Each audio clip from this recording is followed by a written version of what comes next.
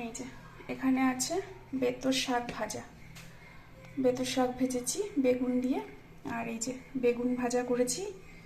আর হাঁড়িতে তো আছে ভাত,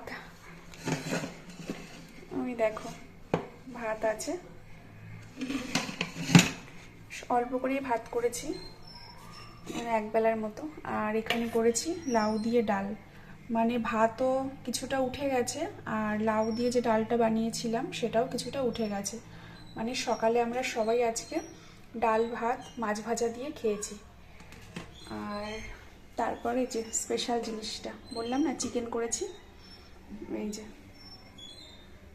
চিকেনটা খাওয়া হয়নি, মানে এখন বাজে 2:45 নাগাদ, মেয়ে কলেজে গেছে, ফোন করলো চলে আসবে একটু পরেই, তো আসুক তারপরে একসাথেই খাবো। আর এদিকে আটা মেখে রেখেছি রাতের জন্য। এত ঠান্ডা পড়ে রাত, মানে কদিন ধরে তো ভালোই ঠান্ডা পড়ছে, তখন উঠে না আর ইচ্ছা করে না যে সন্ধে পুজো দিয়ে কম্বলের তলায় ঢুকি, তো তারপরে আর বেরোতে ইচ্ছা করে না যে উঠে একটু আটা মাখি। তাই জন্য ওই আটা মাখার কাজটা না আজকে সেরেই রেখেছি। এই যে আটা মেখে রেখেছি, সন্ধ্যের দিকে মানে রাতের বেলা রুটি খাই তো সবাই, তখন রুটি বানিয়ে নেব গরম গরম।